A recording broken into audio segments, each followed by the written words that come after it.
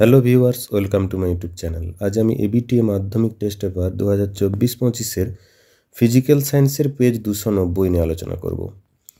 তো প্রথম প্রশ্ন এখানে বলা হচ্ছে যে কোনটি গ্রিন হাউস গ্যাস নয়?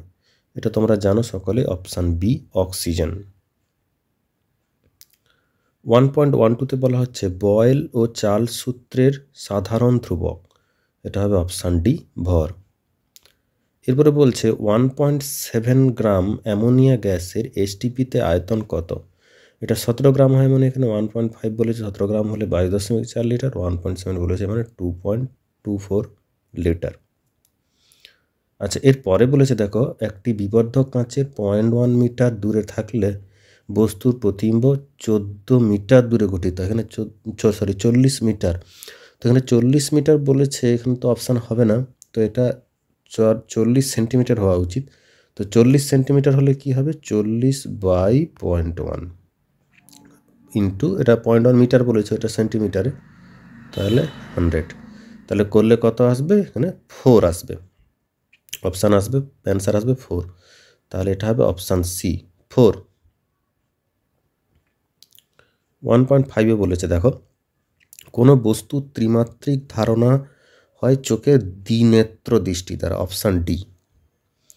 আচ্ছা, তারপরে বলেছে 0.1 কুলম বলেছে, আধান সমান কত ইউসি আধান? 1 কুলম হলে 9 × 10⁹ হতো, তাহলে 0.1 বলেছে মানে 1 ঘর সরে আসবে, তাহলে 9 × 10⁸ হবে ইএসইউ আধান। তারপরে বলেছে দেখো 1.7-এর নিচের কোন ভৌত রাশিটি অ্যাম্পিয়ার? এখানে অ্যাম্পিয়ার আমরা বের করতে পারি I = Q/T থেকে, আর I = V/R। এখানে যে অপশানগুলো দিয়েছে তার মধ্যে অপশান ডিটা হতে পারে ভোল্ট পার ওহম বা ভোল্ট ওহম ইনভার্স।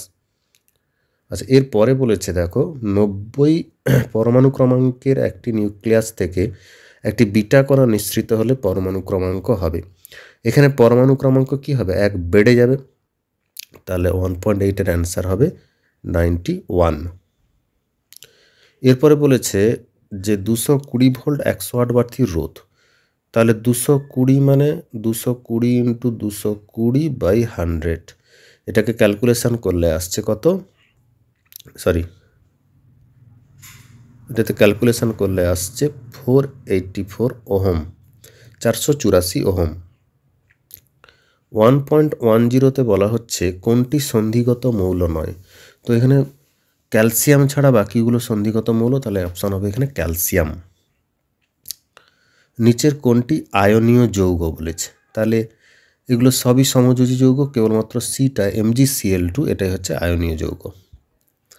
আচ্ছা, তারপরে বলেছে জলের তড়িৎ বিশ্লেষণে ক্যাথোডে 11.2 গ্রাম গ্যাস উৎপন্ন। ক্যাথোডে আমরা জানি হাইড্রোজেন হয়, তাহলে একই চাপ উষ্ণতায় গ্যাসের অ্যানোডে হয় অক্সিজেন, তাহলে অক্সিজেন কী হবে, অর্ধেক হয়ে যাবে, তাহলে 5.6 লিটার হবে।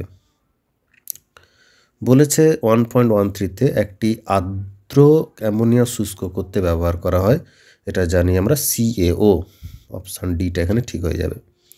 আচ্ছা, ক্ষারীয় সোডিয়াম নাইট্রোক্লোরাইড দ্রবণে H2S চালনা করলে দ্রবণের বর্ণ হবে বেগুনি।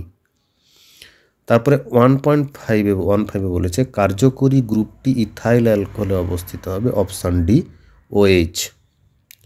তো এখানে আমি প্রশ্নগুলো আলোচনা করে দিলাম, এবার কিউগুলো দেখে নাও। CFC সক্রিয় ক্লোরিন পরমাণুটি ওজোন স্তর ধ্বংসের জন্য দায়ী।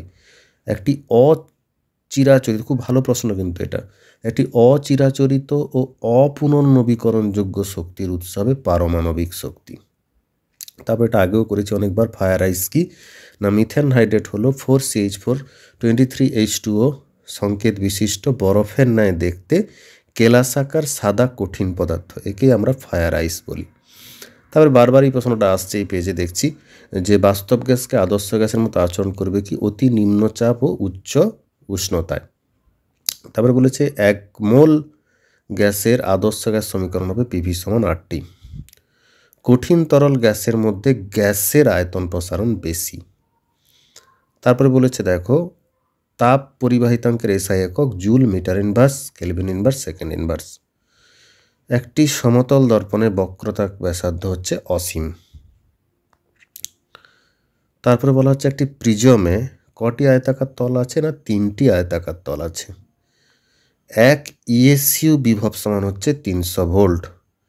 কোনো পরিবাহীর রোধ 100 ওহম হলে তার পরিবাহিতা হবে অনন্য হয়ে যাবে 1/100, মানে 0.01 সিমেন্স বা ওহম ইনভার্স বা মো, যা বলতে পারো।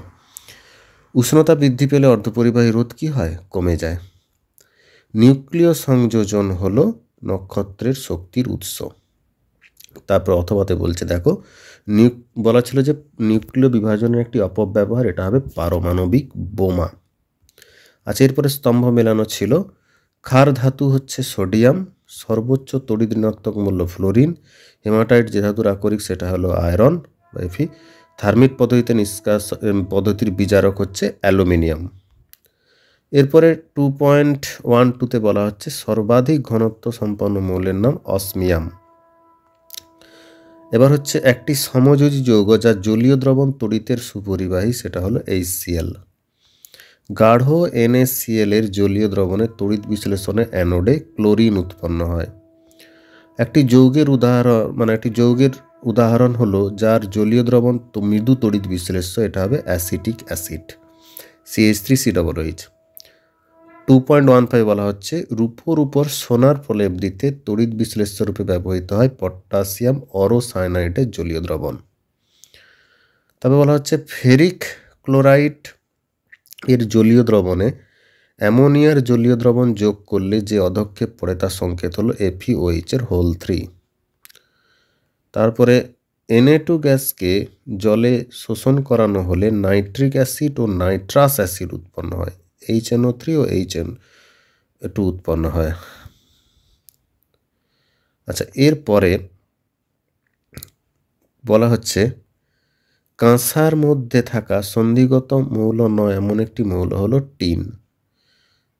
তারপরে 4টি কার্বনযুক্ত অ্যালকেনের হাইড্রোজেন পরমাণু থাকে 10টি, এখানে অপশান হবে 2n+2। তো এখানে আমি সবগুলোই আলোচনা করে দিলাম। যদি কারো কোনো সমস্যা থাকে কমেন্ট বক্সে জানাও, আর চ্যানেলটাকে অবশ্যই সাবস্ক্রাইব করে রাখো। আর আগের ভিডিওগুলো যারা দেখোনি তারা অবশ্যই প্লেলিস্টে গিয়ে বাকি ভিডিওগুলো দেখে নাও। Thank you.